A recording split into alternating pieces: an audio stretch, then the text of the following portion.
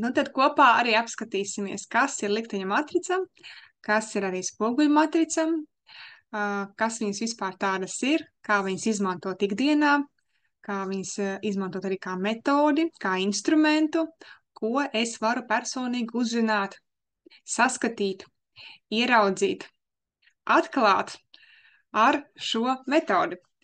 Bet pirms ejam tālāk, vēlos arī vērst jūsu uzmanību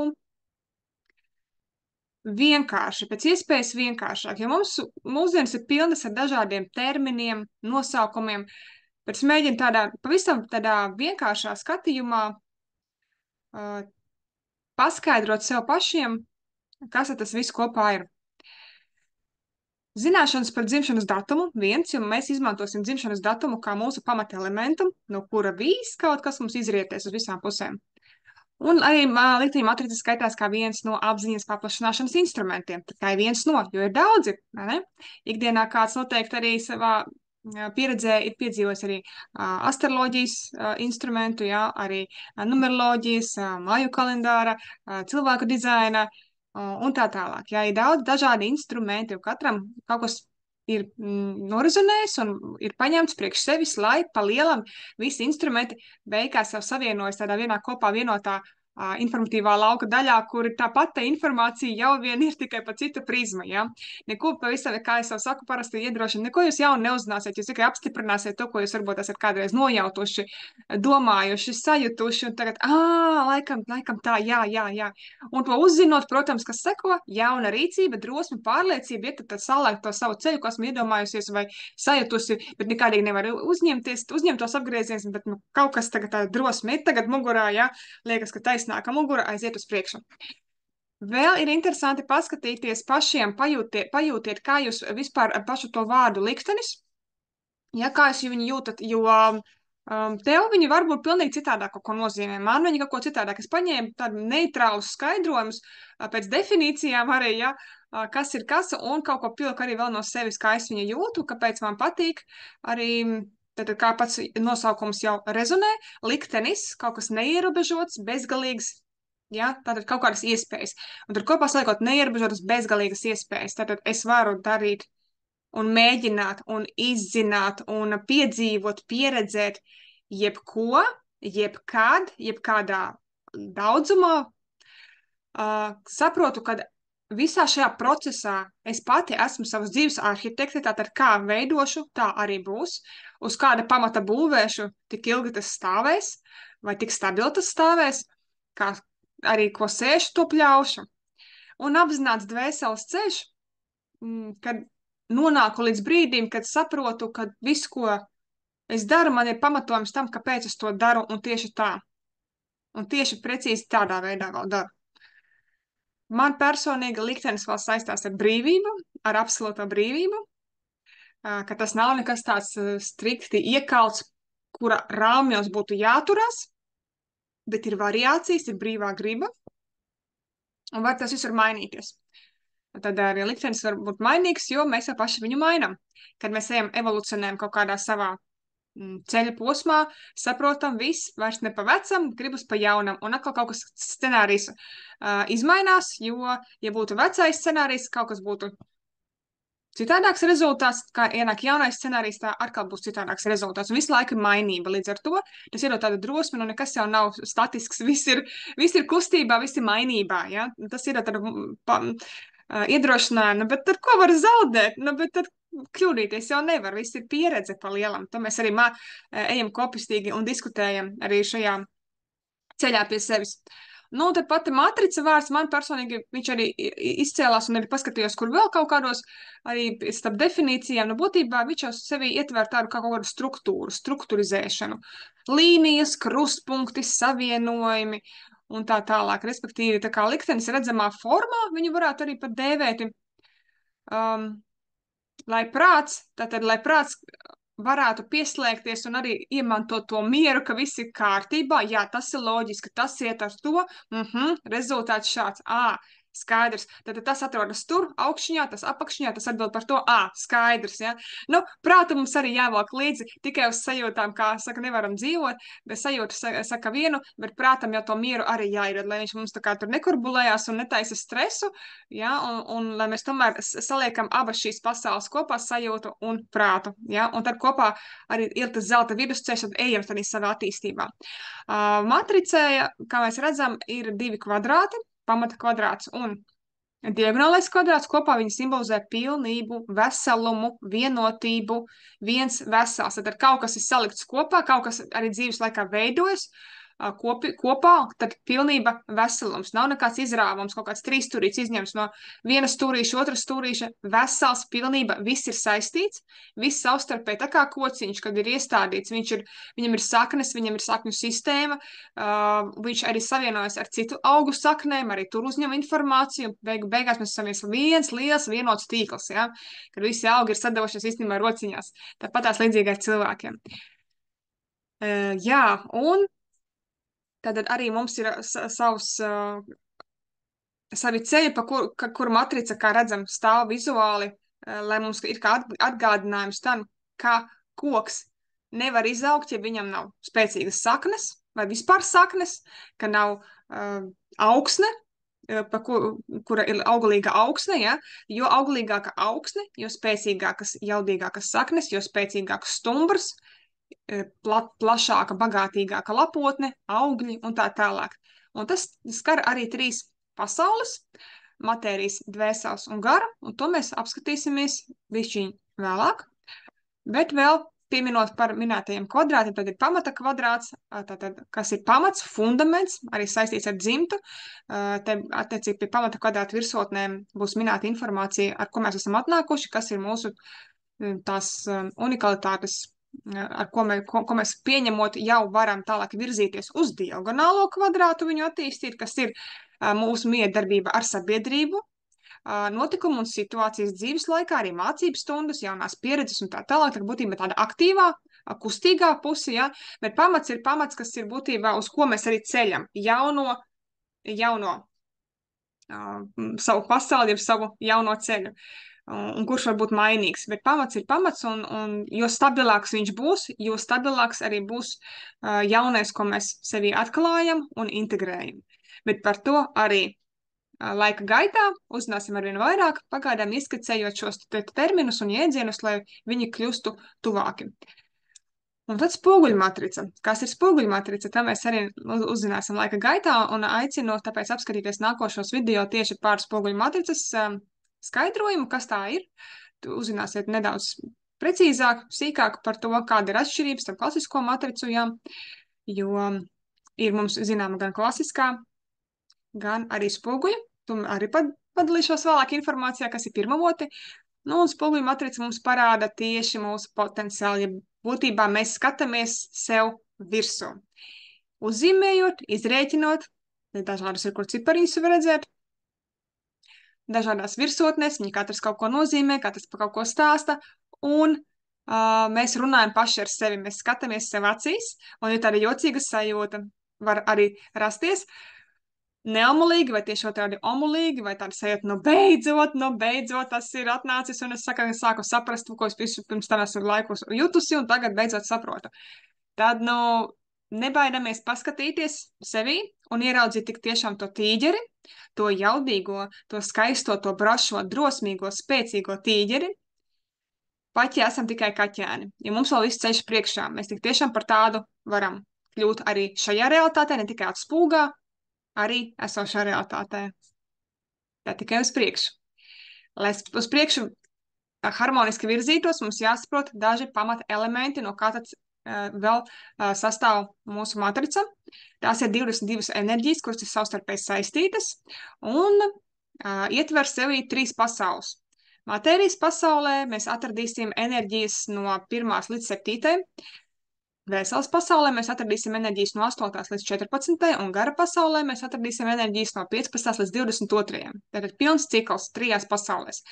Kas ir pats interesantākais, šīs visas enerģijas ir mūsos, un pat ja mēs viņas sākumā neredzam, tas nenozīmē, ka viņas nav. Viņas ir, bet viņas ir jāprot atrast. Tīri priekš tāda salīdzinājuma aicinu jums iedomāties, ka jums ir tāda kastīte, jau atvilknīte vai komodīte, lādīte, kurā ir 22 atvilknītes. Un katrā no viņām ir kaut kādas izpausmes, gan pozitīvas, gan negatīvas. Katrai enerģijai ir sava pozitīvā, negatīvā izpausme, par to vairāk aicinu apskatīties 22 enerģiju video, lai saprastu vēl vairāk šo būtību, kā viņas izpaužās, kā viņas rodās, kā viņas veidojas. Tad nu stādamies priekšā, ka mums ir šāds skapīts ar tādām 22 atvilknītēm. Ko mēs varam darīt? Mēs varam viņā ielūkoties un apskatīties, kur nu mums katram kaut kas jau ir vairāk pozitīvajā izpausmē, pa kādu tēmu, sākot no matērijas pasaules, dvēseles un gara pasaules, un atpazīt ikdienā caur situācijām. Mūsu ikdiena, mūsu situācija, miedarbība ar sociumu, ar cilvēkiem, ar mūsu dzīvi, tas būs... tie būs tie signāli, tie vēstneši, kur mēs esam. Jo mūsu ārējā pasaule atspoguļo mūsu iekšējo pasauli. Par to mēs diezgan bieži arī 22 enerģiju ceļojumā arī pieturēsimies un citās tēmās pie tā atgriezīsimies nemitīgi, lai nav tā, ka mēs domājam, ka ārējā pasaule ir pret mums, kad ir kaut kāds ārējs spēks, kas tā kā pret mums un mēģina mūsu dzīvi ietekmēt. Patiesībā mēs nonāksim pie sajūtām un secinājumu, lai prāts nomierinās un pieņem to, ka tas, kas mums ir iekšā, to mēs radam ārā. Tas ir mūsu paša uzradīts. Tikai kā to nolasīt un kā mēs tur esam nonākuši, būs interesanti atklāt šīs īpašības, kā tas viss veidojas, kā resurss, ka viņu mēs apzināmies, kā mēs ar viņu iedarbojamies. Un vienkārši primitīvas tabulas veidā parādu aptuvenu salīdzinājumu, ka katram mums šīs 22 enerģijas atšķirsies ar savām izpausmēm. Kādam būs vairāk jau izpaudušās kādas no īpašībām, kādam mazāk, kādam ir vairāk, kas ir jāparok šajā lauciņā, jāatver, bet būtībā viņas ir dažādas, te ļoti plašas iespējas, un šī kalkulācija katram būs pilnīgi citādāka. Kā to noskaidrot, to katrs tikai personīgi varēs savā sirsniņā sajust un izskaidrot, jo citiem nav nekādas daļas gar mūsu dzīvi. Pareizi, mēs dzīvojam savā realitātē, mēs dzīvojam savu dzīvi, mēs dzīvojam savu versiju, un tāpēc droši varam paskatīties šobrīd, izejot cauri šo enerģiju izpausmēm, kādā veidā. Tamdēļ mums ir vēl viens instruments, ko pieminēsim arī vēl citās nodarbībās. Tas ir likteņa spoguļu matricas 22 enerģiju izklāsts, apraksti, tā kā darba burtnīca, kur ir jādarbojas pie pirmās virsotnītes, kas skatīsies video, pie pirmās virsotnītes arī paskaidrots, kā ar viņu strādāt. Kad tur atrodas enerģija apraksti, enerģija būtība, mērķis, rekomendācijas, pozitīvas izpausmes, negatīvas izpausmes, rekomendācijas, var sakot, lai tu spēj ikdienā viņas atpazīt un jau integrēt. Tālāk. Šeit jau nedaudz vizuāli parādītas ir šīs enerģijas, katrai enerģijai ir arī savi attēli, un viņi ir simboliski. Katra te ir izteikta simbolika katrā attēlā, un tad, kad iesi cauri 22 enerģiju ceļojumam, kas jau būs pieejams jau abonementu versijā, tad varēs iziet cauri visām 22 enerģijām, šim ceļojumam, no matērijas pasaules līdz gara pasaulē, no pirmās enerģijas līdz 22 enerģija, kas skaitās būtībā kā ābece. Pats sākumiņš, lai vispār saprastu vēlāk tēmas, kuras var apskatīt jebkādas par attiecībām, par ģimeni un bērniem, par veselību, par izaugsmas iespējām, par karjeru, darbības sfērām, par veselību, par dzimtu, par misijām, dažādiem dvēseles mērķiem, un ko tik nevar apskatīt. Ja ļoti plašas tēmas, bet, lai to visu saprastu, ir nepieciešama ābece. Tāpēc mēs sākumā ievadu nodarbībās iemācāmies ābeci, izejam cauri, un varam arī ikdienā miedarboties arī ar šiem attēliem, jo viņi tik tiešām ir labi instrumenti, palīgi, lai atpazītu atkal ikdienā, no ikdienas situācijām kaut kādas izpausmes, kuras mēs līdz šim varbūt nepiefiksējām, neatpazinām vai vienkārši nolakām maliņām. Tad mūsu fundamentālais instruments, instruments un izejošais priekšmets, no kā mēs sāksim, mums svarīgs ir mūsu dzimšanas datums. Dzimšanas datumā mums ir nepieciešams zināt tikai dienu, mēnesi un gadu. Nav vajadzīga ne dzimšanas vieta, ne dzimšanas laiks. To mēs atcerēsim astroloģijas ziņā, lai astrologi ar to darbojās, tas ir arī specifika, jā. Šeit šobrīd mums interesē tikai šāds izklāsts. Līdz ar to noteikti radīsies jautājums, no ko darīt, ja ir vienādi cipari, un ko darīt tiem cilvēkiem, kam ir vienādas matricas. Arī uz šo jautājumu ir atbilde, to arī otrā ievada nodarbības ciklā varēsiet apskatīt arī video par šo informāciju. Tātad dzimšanas datums ar saviem izdejošiem datiem ir katram mums ir dažāds. To, ko mēs apskatīsim šobrīd pirmajā un otrajā ievada nodarbībā, redzēsim dažādas virsotnes. Mums ir svarīgi iepazīt pamata kvadrāta virsotnes un diagonālā kvadrāta virsotnes, un arī vēl centru. Kas ir pārējie mazie cipariņi, atstāsim to citām reizēm, citām jau tēmām, tās arī tiks atklātas laika gaitā. Tātad katram mums ir kaut kāds savu veidu izējas punkts uz mūsu attīstību. Un patiesībā teikšu tā, ka mums viņiem visiem ir līdzvērtīgs, neskatoties uz to, kādā vidē mēs esam piedzimuši, pie kādiem cilvēkiem, kādi mums ir vecāki, kāds mums ir kaut kā finansiālais status vai stāvoklis, veselības stāvoklis, un visiem mēs esam ienākuši katrs pa savu prizmu, bet attīstība mums visiem ir līdzvērtīga iedota. Nav tā, ka citam vairāk, citam mazāk, nebūtu ne, tāpēc, ka katram kaut kas ir kaut kur viņš izlīdzsvarojas. Ja kādam bērnībā bijis smagāk, tāpēc tam izaugot dzīvē viņam ir labāk. Ja kādam ir bērnībā bijis labāk, kaut kādā dzīves posmā kaut kas ir sliktāk. Lai piedzīvotu šo līdzsvaru, dualitāti, lai varētu iemācīties, kā ir uz svariem, kā strādāt ar svariem, jā, lai to līdzsvaru dabūtu. Jo pa lielam mēs šeit visi esam atnākuši, lai iemātotu šo te prasmi veidot līdzsvaru, īpaši savās emocijās, ja tāda šeit pieredze uz šīs zemes ir viens liels bonus, ko var šeit pieredzēt, ko nevar pieredzēt ārpus šīs zemes, ja. Šis ir viens no tādiem lauciņiem, ko ir vēlams apgūt, protams, laika gaitā. Un tātad šīs virsotnes visas evolucionē, viņas nestāv uz vietas. Ja pieņemsim, tur redzam, ka ir 7-nieciņi, 13, 6, 12, ja redzam tādus cipariņus apvilkt ar riņķīšiem. Jā, viņi tur ir, mēs viņus apzināmies, jo mums ir svarīgi saprast sākumā tā.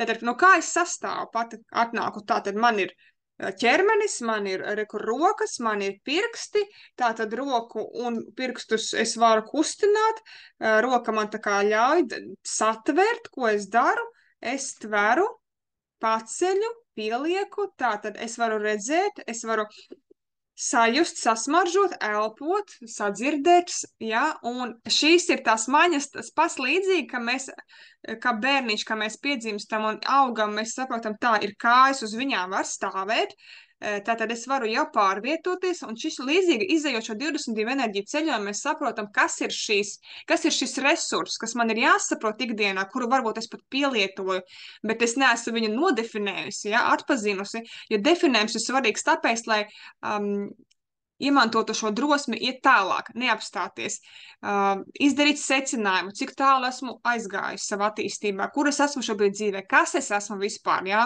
kas es esmu, lielais jautājums, jā, daudziem.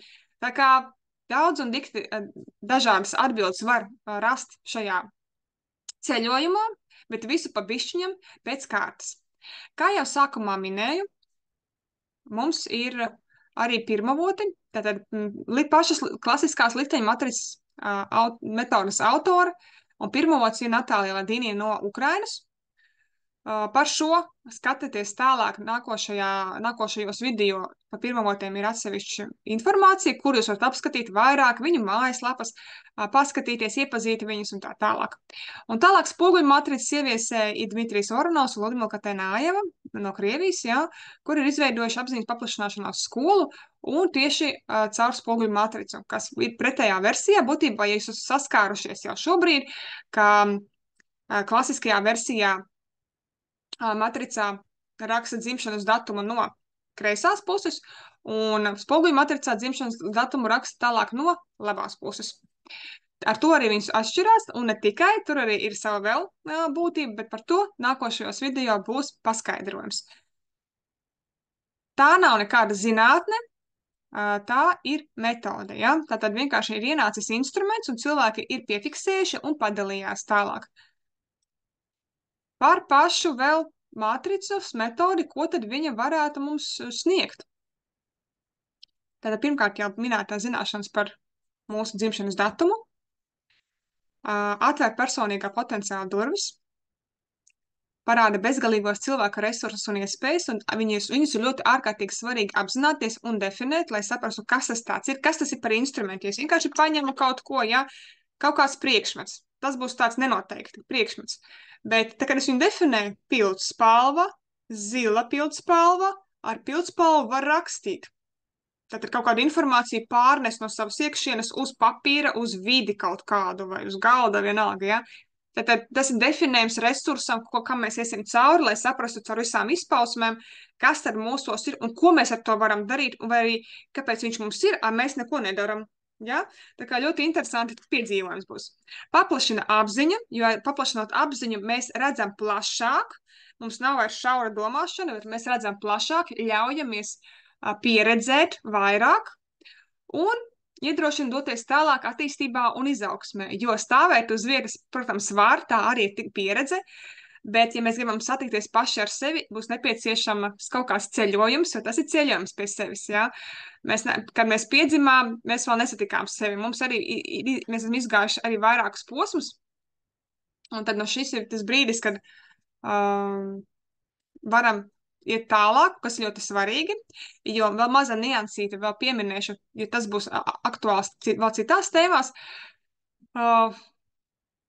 Bērniem, ja mēs uzreiz jautājums ap bērniem, kā matricas mēs skatāmies bērniem citādāk, jo bērniņš izpēta pasauli, un mēs esam vecāki tikai kā klātesoši pavadoņi, lai palīdzētu saprast bērnam pašam sevi, jo viņš ir lielais izzinātājs. Un pirmie 20 gadi tā tad ir par to, kā ļaut un redzēt mums kā vecākiem saskatīt, kā bērna potenciālu, kāds viņš ir, ieraudzīt, dzirdēt viņu, saklausīt un ļaut viņam viņu sākt pielietot. Bērna uzdevums ir tikai pētīt pasauli, izzināt, mēģināt, praktizēt, bet pašam, nevis ar uzspiešanu. Ja?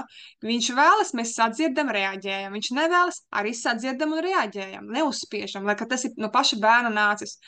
Tātad mums būs šāds te posms, jo matrica pati pa sevim tikai tātad pieaugušo matrica sāk strādāt plus mīnus ap 20 gadiem, kad mūsu potenciāls arī sāk jau iegriezties, un visas pārējās virsotnes sāk arī intensīvi arī darboties jau tādā citādākā jau ātrumā un jaudā.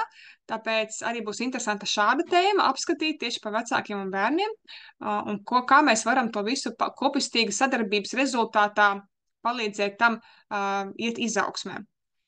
Un viens no instrumentiem, tad matrica ir viens no instrumentiem, ko tad darīt? Lai tad iepazītu un atklātu to patieso sevi, tad rīcība kaut kāda, ja? Lai attīstītu sajūtu prasmes, kas arī atšķirās no maņu prasme, kas ir maņas, ja? Tās ir arī citas vēl dziļākas sajūtas, jo citreiz ir tā, ka sajūta skrien pa priekšu, parasti viņa pirmā ir sajūta, un tad nāk kaut kāda doma, skaidrojums, definējums. Atklāt jaunu redzējumu, ieraudzīt varbūt ne tikai tiešā informācija, bet palūkoties arī aizkadrā un viņu saredzēt ikdienā no tā, ko tev rāda vai ko tev saka. Sajust dvēseles impulsus, kas ir spēcīgāki par nojausmām. Ja? Tātad nojausma un dvēseles impulsi, viņiem ir atšķirība. Kā viņus atpazīt, to mēs arī varēsim atklāt. Izprast un pieņemt savus tuviniekus un jebkuru cilvēku būtībā. Ka mēs saprotam, kāpēc viņš ir tāds, kāpēc viņš ir tā reaģē, ka mēs saprotam viņa cēloņsaku likumsakarību, mēs saprotam savu cēloņsaku likumsakarību un redzam, kā viss tas miedarbojās, ka katram ir kaut kāds attaisnojums, cēlonis ir bijis tam, kāpēc viņš šādi reaģē vai šādi dara. Ja? Savu izpratni, pieņemšanu un atvērtāko apziņu un vēlmi izzināt, mēs sapratīsim daudzreiz vairāk, un tā bilde uz to dzīvi būs pavisam citādāka, ja, jauns redzējums, ne tikai tiešā informācija, bet arī tāda aizkadra informācija nāks. Nu, lūk, un tad sekos dažādas interesantas jaunas jau rīcības. Iziet no negatīviem scenārijiem, kuri regulāri atkārtojas. Tad es atpazīstu, bet šitien es jau šitā grābekļa kāpu, es vairs negribu pa galvu saņemt, ja? Tā kā jau dēļ šī jaunā redzējuma atpazīsim, kas tad ir šie scenāriji, kas regulāri atkārtojas. Tad instruments, lai iemantotu pārliecību un iekšējo spēku sevī. Nu, protams, ka tas ir nepieciešams ikdienā būt pašiem sev, jo mums ikdienā ir tāds informatīvs laikmets, ka mums ļoti daudz informācijas un pārliecību iegūt tādu kārtīgu, pārliecīgu, stingru. Ja mums tā kā bišķi varbūt traucē vai izaicinājumu met tieši šis lielais informatīvais klāsts, arī šajā brīdī, kad jūs klausties šo informāciju, arī varbūt liekas atkal kārtējais kaut kas, kā tagad to visu atšķirt starp visu kopā, ja? Bet aicinu būt ar atvērtām sirdīm un ļaut vienkārši informācijai plūst, kas vajadzīgs paņemat, kas liekas nav vajadzīgs atstājiet. Tāpat viņš kaut kad atnāks pa kādu citu kanālu, ja? Šeit nav nekas tagad dzelžaini vārds vārdā jāsako līdz pa solītim. Galvenais, lai ceļš ir brīvs, lai ceļš ir viegls un ar ieinteresētību, ja? Ar vēlmi izzināt. Un tad jau tās durtiņas pavērsies. Ja ne šajā ja ne ar šo instrumentu, tad varbūt arī pārliks tālāk uz nākamā instrumenta. Tāpēc, ka viņi tāpat tās visi ir saistīti, tāpat viņi nonāks pie tās vienas absolūtās patiesības, uz ko mēs visi ejam. Tātad vēl šis instruments ir, lai iemācītos ieraudzīt augstāko spēku norādes un prast tās iztulkot. Ir tās saucamās zīmes no visuma, ja? Ka mēs iemācāmies viņas atpazīt un viņas jau iztulkojam un esam atkal, mūsu prāts ir atkal paēdis un apmierinās, tāpēc, ka, viņš saprot, ja, tikai mums ir jāiemācās šī arī zīmju kaut kā sava veida valoda, kas katram būs citādāka, kas atšķirsies. Nu, un vēl, kā šeit noslēdzošais, bet negalīgi noslēdzošais pēdējais, ja, lai nokļūtu uz labklājības un pārpilnības ceļa. Protams, lai iet uz savu garīgo izaugsmu, mums arī šis labklājības no matērijas pasaules fundaments ir ļoti svarīgs ķieģelītis, teiksim tā, mūsu pašizaugsmes pilī, ko mēs ceļam, tāpēc materiālā labklājība un stabilitāte būs ārkārtīgi svarīga, mēs iesim cauri visām enerģijām, un par to arī tiks atgādināts vairākas reizes, kamēr mēs sapratīsim, kā vispār darbojas šis arī naudas resurss un tā tālāk, ka tas ir viens no pirmajiem soļiem, kas ir jāsakārto dzīvē, lai tālāk varētu virzīties. Vai arī viņš vienkārši paralēli. Paralēli viss kārtojas, tāpēc, ka tas viss ir saistīts, ja, ar mūsu attīstību un tā tālāk. Un šis arī nav nebūt nevis, ja, kam šis instruments vēl ir paredzēts. Bet, nu, tas, lai paliek tālāk jums pašiem, ko atzīmēt, ko piefiksēt, ko atklāt. Un piefiksēsiet sev arī kā papildinošo elementu savā ceļa posmā, kad būs lielais wow moments, bet te tā vēl var šo saņemt, un šo saņemt, un šo saņemt, lai veidojas jums pašiem savs pieredzes stāsts par to, kā jūs ejat šo ceļu pie sevis. Un likteņa matrica ir tikai atslēga, ar kuru es un tikai es pati vai pats varu atslēgt savu bezgalīgo iespēju durvis. Bezgalīgas iespējas, jā, iespējas, kuras nekad nebeidzās. Tātad tas ir tik interesanti un aizraujoši iet tādā ceļojumā, izzinošā ceļojumā, pieredzēt ļoti daudz ko un vienkārši jau noskaņoties un būt atvērtiem uz to, ka mūs gaida piedzīvojumi, skaisti piedzīvojumi, ko mēs esam paši sev pieredzējuši šeit iegūt. Un katram, nu, tagad jāsajūt tas drosmes mirklis, kad nu likt to atslēgu, kad viņi pagriezt uz kuru pusi, tas jau no katra individuāli būs atkarīgs, ja? Bet atcerieties, jums vienmēr ir klāt arī esošie jūsu pavadoņi, jūsu gaismas ģimenīti, jūsu eņģelīši, jūsu spēki, kas ir ar jums, viņi vienmēr jūs pamudinās un būs kopā ar jums, jūs nekad neesat viens šajā ceļā, nekad, nekad. Un arī mēs paši visi kopā arī esam apvienojušies vairākās vietiņās, arī dombiedru grupiņās, kur mēs varam diskutēt savā starpā un iedrošināt viens otru iet šajā ceļā. Bet pirms vēl spērt to soli uz priekšu, varbūt kāds no jums atcerās bērnībā bija tāda filmiņa Neverending Story, jeb Nebeidzamais stāsts, 84. gadā veidota, jā, un tur bija tāda aina, tāds kadrs, kur latviski laikam viņa vārdu sauca Atrejs, bet, nu, Atrejum bija angliski puisis, tāds varonis, pasaku valstības tāds fantāzijas zemes varonis, jā, kareivijs, puisis, kas arī gāja pildīt par dažādus uzdevumus, un bija vēl otra pasaule, arī tā kā mūsdienas realitāte, kur puisīs lasa grāmatu par šo puisi, par to Atreju, par šo skaisto, varonīgo, brašo, jātnieku, karavīru, kurš iet šajā ceļojumā. Un viņš nonāk vienā brīdī pie spoguļa. pie spoguļa, kur viņš ierauga, tātad šeit ir tāda liela brāzma ar sniegu, sniega vētra, un viņš atrod šo te spoguli, par kuru viņu nobrīdināja. Uzmanies, jo tu varētu ieraudzīt tajā kaut ko tādu, un tu aizmuksi un nekad vairs tur neatgriezīsies. Vai arī viņš tevi pārņēmis, apņēmis, nu tur viss kaut kādas viņam tās norādes deva. Un pieeja klāt pie spoguļa, viņš tiešām ierauga sevi, bet viņā ieskatoties, nofokusējoties, viņš ierauga to puisīti, kurš šobrīd lasa to grāmatu par viņu. Un šis puisis lasa par indiņām, kā viņš īstenībā pats skatās uz sevi no šīs pasaules. Viņš sabīstās un viņš aizmet to grāmatu un apraujās kadrs pie spoguļa. Viņš nobīstās, bišķi, un saka, tas tev ir par tālu, tas nav iespējams. Un ir pilnīgi tāda trauksme, kas tagad būs. Es jums iesaku šo kadru vienkārši ierakstiet YouTube kanāliņā, YouTube saitiņā ierakstiet Never Ending Story, tieši tāpat nokopējiet, jā, un Mirror Gate, kas ir, runa ir par spoguļu vārtiem. Spoguļu matricas ideja jūs šeit arī sajutīsiet, ko nozīmē, ka tu ieraugi pats sevi, jo spoguļu matricas versijā mēs skatāmies sev virsū. Klasiskās matricas versijā mēs stāvam aiz matricas. Un atšķirās arī ceļš, kā mēs ejam tālāk. Tā kā mēs skatāmies tieši uz sevi, tad arī tas potenciāls tālāk, nu, viņš tur mums gaismojās ārā. Katrs savā versijā. Nu, un trešais attēls ir, kad šis varonīgais tēls Artrejs nolēma pieskarties spogulim, ka viņš pieskarās, viņš jūt, ka viņš var iziet viņam cauri. Nu, tad viņš nedomādams, protams, gāja cauri, tāpēc, ka viņam ir speciāls uzdevums, kas viņam jāatrisina. Un viņš iziet spogulim cauri un jau nokļūst kaut kur citur. Tāpēc varbūt paskatieties tā filmiņu. Ļoti interesanti, cik viņa sen un cik skaistas zīmes bija iedotas jau šajā filmiņā. Mani ļoti uzrunāja tieši par sajūtām, kad es pati sāku tieši spoguļu matricas ceļu, jo es pati iesāku pirmsākumu ar klasiskā matricu. Un pārgāju pēc tam uz spoguļu matricu, tāpēc, ka to es arī laika gaitā esmu dalījusies arī dažādos video, un vēl, ja kādam būs interesanti, noteikti padalīšos. Abas ir labas, bet katram ir savs kaut kāds variants, kad mēs izaugam, ka mēs ejam kaut kur atkarībā no tā, ko mēs vēlamies dzīvē sasniegt. Tā kā tālāk. Tad, nu, lūk, tālāk aicinu jūs satikties ar 22 enerģijām nākošajos video, iepazīt klasiskās likteņu matricas, tātad metodas pirmo otru Natālija Ladīnija un spoguļu matricas pirmo otrus Dmitrija Voronovu un Ludmilu Katanājevu. Izprast, ar ko tad šī spoguļu matrica atšķiras no klasiskās likteņu matricas, ja?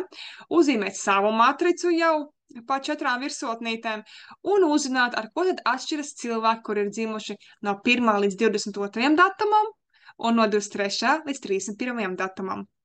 Nu, pagaidām tik tālu, lai jauks ceļojums, lai jauka iepazīšanās, un, ja mums noruzanēs kopistīgi atkal satikties, nu tad jau tiekamies 2. ievadnodarbībā, lai top